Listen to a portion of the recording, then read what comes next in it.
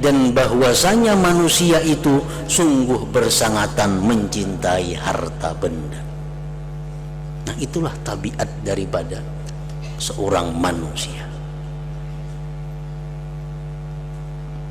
Mencintai harta benda itu merupakan sesuatu yang dicela di dalam agama kita. Rasulullah sallallahu alaihi wasallam bersabda, "Hubbul mal wasyarab yumbitanin nifaq fil qalbi." Cinta kepada harta, cinta kepada kemuliaan, maka itu menumbuhkan sifat nifaq, sifat kemunafikan dalam hati seseorang. Para muhibbin rahimakumullah, wa innahu li hubbil khairi lasyadid, dan sesungguhnya manusia itu bersangatan mencintai harta. Nah, dimaksud harta itu duit harta, perumahan harta, kendaraan harta, barang dagangan harta, itu harta. Nah, pakaian harta, kendaraan harta.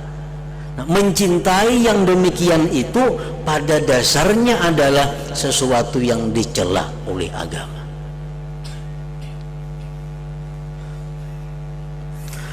Nah, seseorang itu dibolehkan mencintai harta selama harta itu mempunyai fawaid diniyah, faidah keagamaan.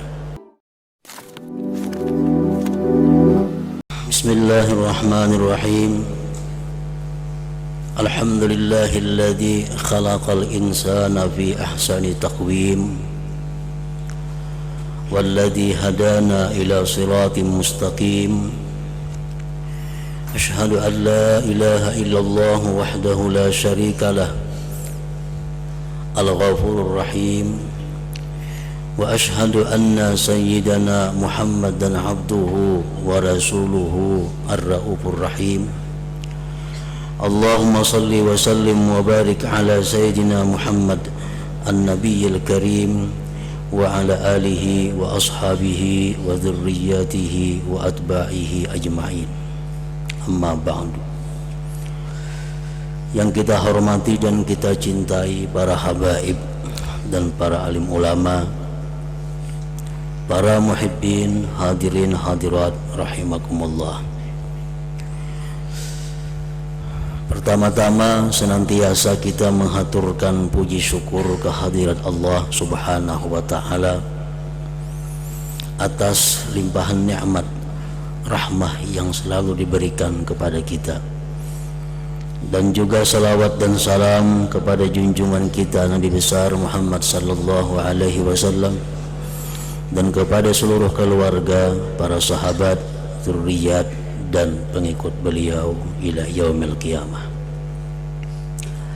Para muhibbin rahimakumullah, surat yang ke-100 daripada surat-surat Al-Quran, suratul Adiyat, yaitu surah Al-Adiyat.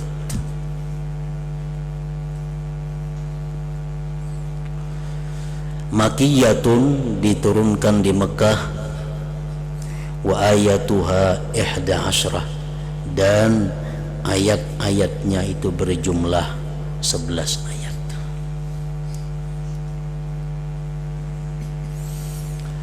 Berkaitan dengan surat Al-Adiyat ini, Rasulullah sallallahu alaihi wasallam menyampaikan satu hadis yang berbunyi, man qara'aha u'tiya minal ajri bi'adadi man bata bil Muzdalifah wa syahida jam'a. Sabda beliau, barang siapa yang membaca surat Al-Adiyat ini, artinya walaupun satu kali, kada tertentu waktunya, pokoknya dia pernah membaca surat Al-Adiyat, maka diberikan dia daripada pahala sebilangan orang yang bermalam dan menyaksikan di Muzdalifah. Allah berikan dia pahala sebanyak orang-orang yang bermalam atau mabit di Muzdalifah.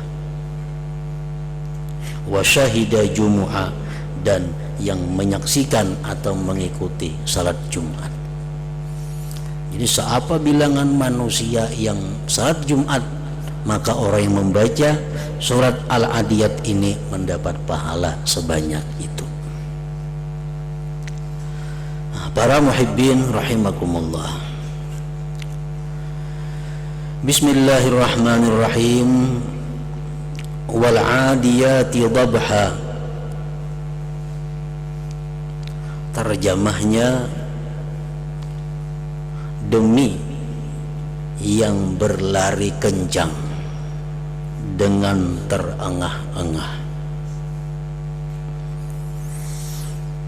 Demi yang berlari kencang dengan terengah-engah. Allah Subhanahu wa ta'ala bersumpah dengan yang berlari kencang.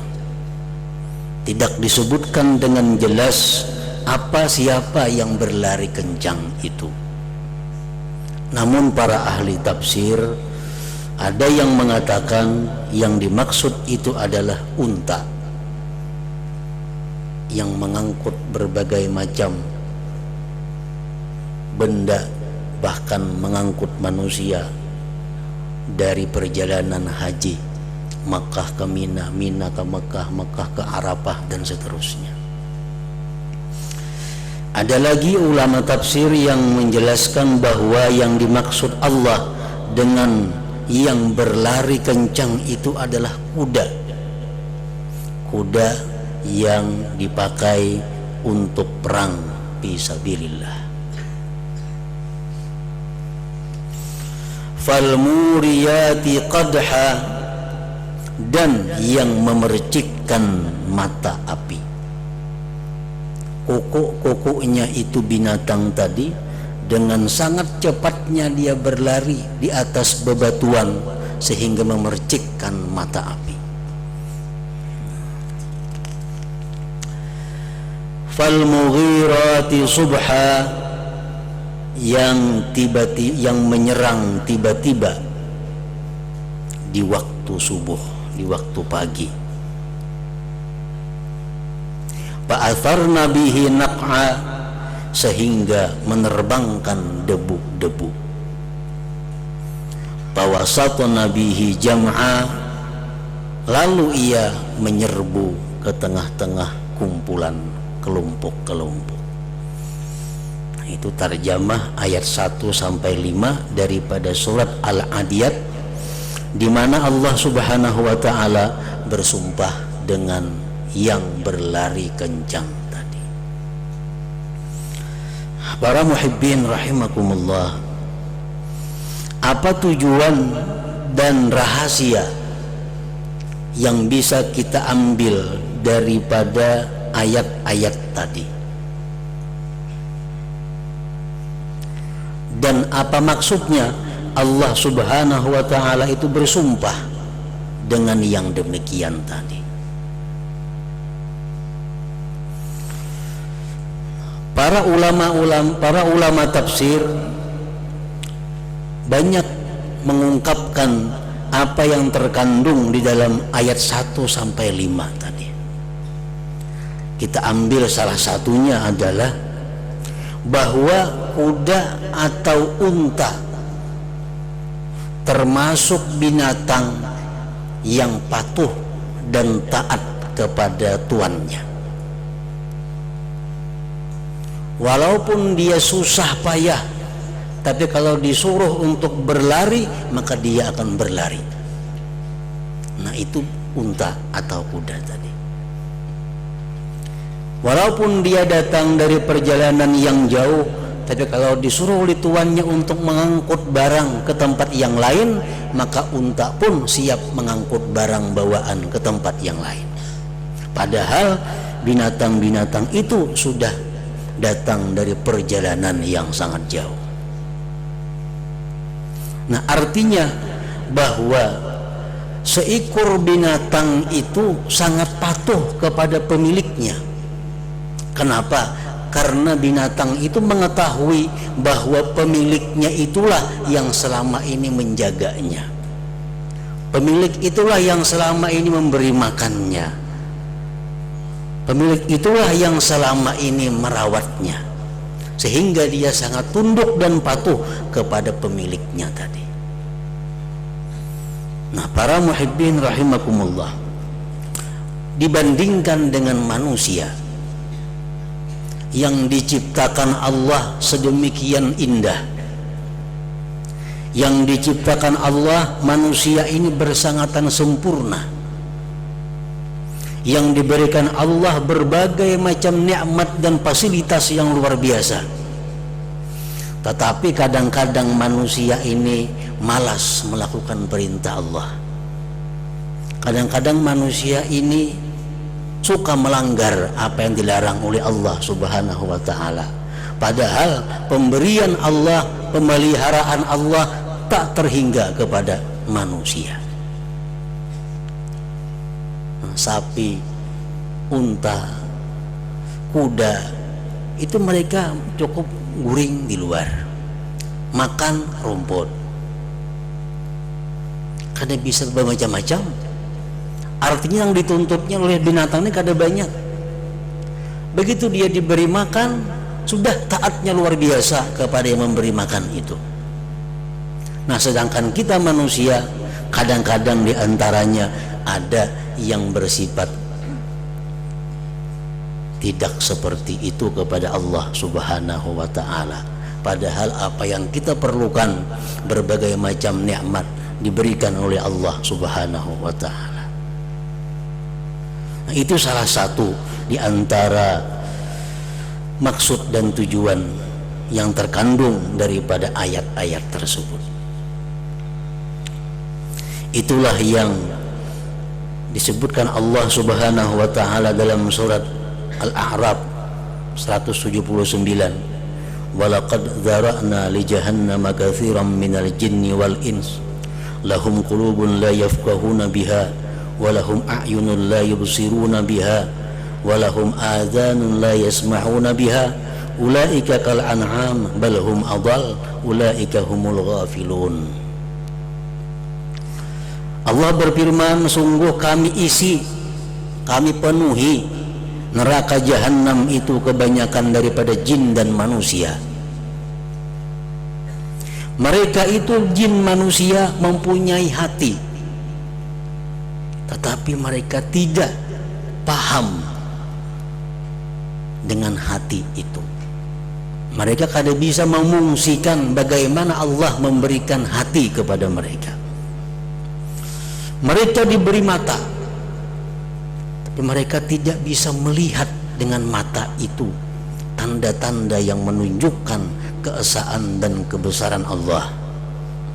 Mereka punya telinga, tapi mereka tidak mendengar dengan telinga itu suara-suara, bunyi-bunyian yang menunjukkan kekuasaan Allah Subhanahu wa ta'ala. Mereka itu seperti binatang, bahkan lebih sesat daripada binatang. Sapi, unta patuh kepada pemiliknya, tapi kadang-kadang manusia ingkar dan tidak taat kepada Allah yang menciptakannya, maka manusia itu lebih sesat daripada binatang. Ulaika humul ghafilun, mereka itulah orang-orang yang lalai daripada Allah Subhanahu wa ta'ala. Para muhibbin rahimakumullah, Allah bersumpah untuk apa? Untuk menjelaskan yang berikut ini.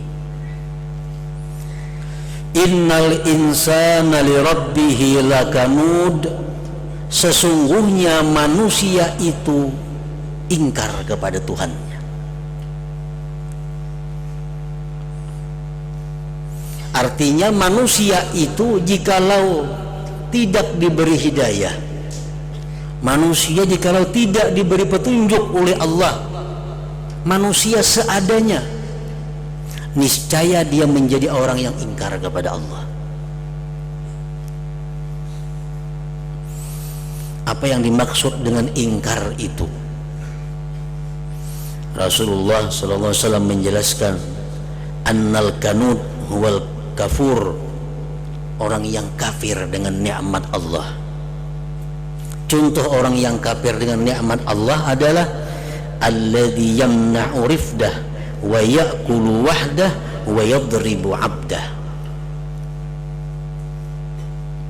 Orang yang mencegah daripada kawannya, artinya hendak nyaman surangan, hendak nikmat saurangan. Orang kada tahu urusannya, yang penting seorang makan.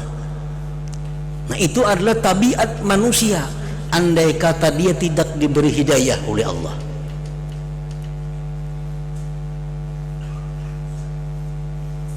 Wa ya'kulu wahdah, dan dia makan sendiri, dan dia kejam kepada bawahannya, dan dia kejam kepada pembantunya. Nah, itu merupakan tabiatnya manusia. Jadi andai kata manusia ini kadang mengaji, kadang menuntut ilmu, kadang diberi Allah petunjuk, ya macam itulah keadaannya manusia. Kejam, hendak menang saurangan, makan saurang, kada tahu orang. Wa innahu ala dzalika lasyahid, dan sesungguhnya dia atas yang demikian itu perbuatannya menyaksikan. Padahal manusia tadi tahu bahwa dia itu kejam. Dia sendiri menyaksikan bahwa dia adalah zalim. Wa innahu ala dzalika lasyahid. Wa innahu lihubbil khairi lasyadid, dan bahwasanya manusia itu sungguh bersangatan mencintai harta benda. Nah, itulah tabiat daripada seorang manusia. Mencintai harta benda itu merupakan sesuatu yang dicela di dalam agama kita. Rasulullah sallallahu alaihi wasallam bersabda, hubbul mal wasyarab yumbitanin nifaq fil qalbi. Cinta kepada harta, cinta kepada kemuliaan, maka itu menumbuhkan sifat nifak, sifat kemunafikan dalam hati seseorang. Para muhibbin rahimakumullah, wa innahu lihubbil khairi lasyadid, dan sesungguhnya manusia itu bersangatan mencintai harta. Nah, dimaksud harta itu duit harta, perumahan harta, kendaraan harta, barang dagangan harta, itu harta. Nah, pakaian harta, kendaraan harta. Nah, mencintai yang demikian itu pada dasarnya adalah sesuatu yang dicela oleh agama.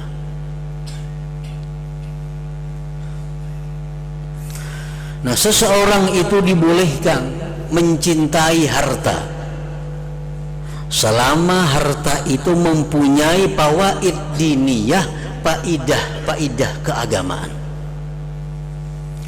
Artinya kita mencintai harta benda, kita mencintai duit, itu kada dimarahi Allah, kita kada dicela agama, asalkan harta-harta itu mempunyai faidah yang sifatnya agama.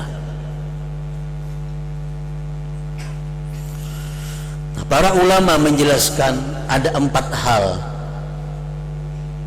Apabila 4 hal ini ada pada harta kita, maka kita tidak mengapa mencintai harta itu. Tapi bila 4 hal ini tidak ada pada harta kita, maka kita sangat dicela bila mencintainya.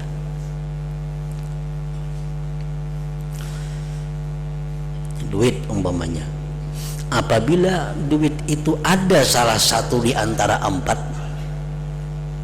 faidahnya, kita mencintai duit, tidak dibenci oleh agama, tidak dilarang oleh agama. Kendaraan, bila kendaraan itu ada salah satu di antara 4 hal ini, maka mencintai kendaraan itu tidak dilarang, tidak dibenci dalam agama kita. Nah, yang pertama, ayyunfiqahu li nafsih, bahwa harta itu untuk nafkah dirinya, untuk nafkah dirinya. Kok ada bisa duit 10.000, sayang banget duitnya aku, kenapa? Saya makan tengah hari gini. Nah itu kata bapak, ada untuk menafkahi dirinya. Nafkah untuk diri itu imma fi ibadatin, ada kalanya pada ibadah. Contoh ibadah kal haji wal jihad, seperti haji dan jihad. Orang berhaji perlu duit, orang jihad perlu duit. Lalu inya menabung, nah, sehari tabung, sayang lawan duitnya. Kenapa? Saya naik haji.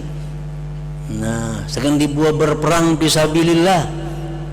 Nah, mencintai duit untuk itu tidak dibenci, tidak dilarang oleh agama. Kenapa? Karena duit ini adalah dia nafkahkan untuk dirinya buat beribadah. Atau piwasilatil ibadah, atau duit itu dia nafkahkan untuk dirinya dalam perantara ibadah. Kalimat am seperti makan, wal libas pakaian, wal maskan tempat tinggal, wan nikah dan pasangan. Anak makan itu perlu harta, perlu duit. Pakaian perlu duit, tempat tinggal perlu duit, mencari pasangan hidup perlu duit. Nah, bila duit itu untuk hal-hal tersebut tadi kita sayangi, kita cintai, kada bertentangan dengan agama.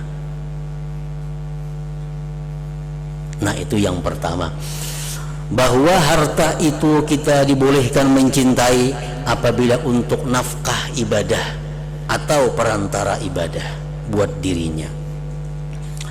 Yang kedua, ayyasrifahu ilan nas, itu harta untuk dia gunakan kepada manusia. Nah, aku sayang dengan hartaku, aku sayang dengan duit ini. Karena apa? Karena untuk memberikan kepada orang lain, nah, untuk memberikan kepada manusia. Ini kayaknya aku tanggal sekian nah hendak memberi orang, sayang lawan duit nih, disayangi karena sagan diberi akan orang kena hari anu tanggal anu. Nah, menyayangi itu kada dilarang, dibenci oleh agama. Ayyasrifahu ilan nas. Ada 4 hal yang dimaksud dengan menggunakan harta kepada manusia itu. Pertama, sedekah. Itu sudah jelas. Harta itu ku sayangi, kabun ku tuh ku sayangi benar. Kenapa? Karena ku sedekahkan buah-buahnya umpamanya. Nah, itu. Yang kedua, termasuk ini adalah muru'ah, kehormatan. Seperti apa kehormatan itu yang dimaksud? Seperti memberikan harta kepada orang-orang kaya.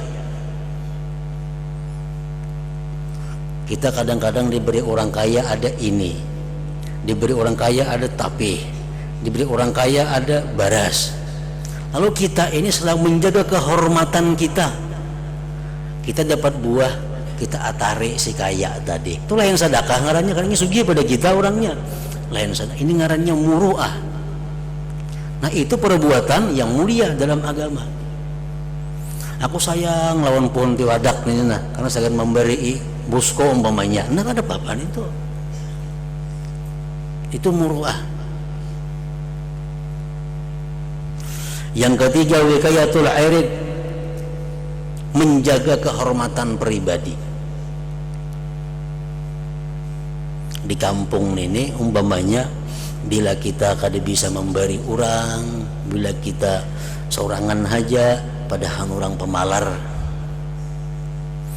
ada orang sumbangan lalui, ada orang minta apa nang dudi, padahal orang pemalaran itu di kampung. Nah, supaya aku jangan dikatakan orang pemalar lalu diberi nah itu menjaga kehormatan diri, itu perbuatan yang mulia, perbuatan yang mulia. Nah, kalau harta yang digunakan untuk itu kita cintai, itu perbuatan yang tidak dilarang. Yang keempat, ujratul khadim, upah pembantu. Nah, kita mengupah orang yang menggani kita, upah orang yang membantu kita. Ini ngarannya menggunakan kepada manusia juga. Nah, kalau kita ada mempunyai harta, kita sayangi harta itu. Kenapa? Karena hasilnya saya menggaji pembantu. Nah, menyayangi harta itu kada dilarang, kada dibenci oleh agama.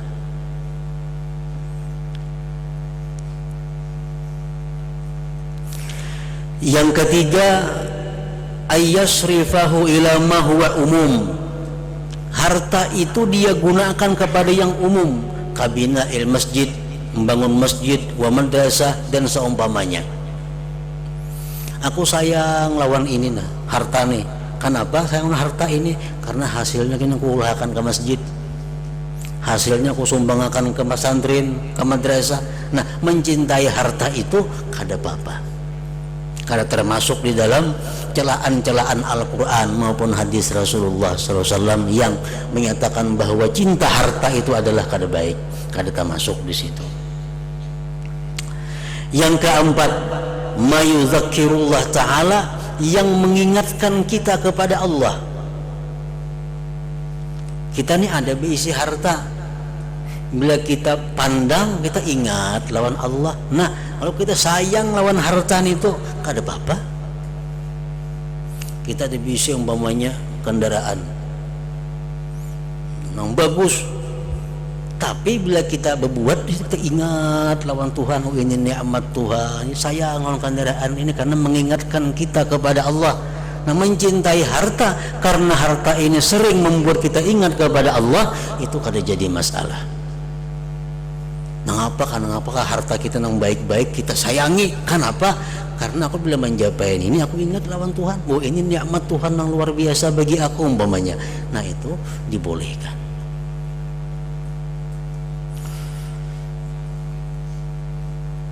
Nah, jadi 4 hal itulah yang membuat harta ini patut untuk dicintai. Kalau tidak ada 4 hal ini pada harta, kita cinta kepada harta, membahayakan kehidupan kita, membahayakan akhirat kita. Nah, para muhibbin rahimakumullah, afala ya'lamu idza bu'thira ma fil kubur. Manusia yang ingkar tadi, manusia yang cinta kepada harta tadi, apakah dia tidak tahu bila mana dia dibangkit di dalam kuburnya? Wa husila ma fis sudur, dan dinampakkan segala isi hatinya. Di hari kiamat tidak ada satu isi hati pun yang terlindung di hadapan Allah Subhanahu wa ta'ala. Inna rabbahum bihim yawma idil la khabir. Sesungguhnya Tuhan mereka dengan mereka pada hari itu mengkhabarkan apa yang ada, apa yang pernah kita lakukan, atau apa yang pernah tersirat di dalam hati kita.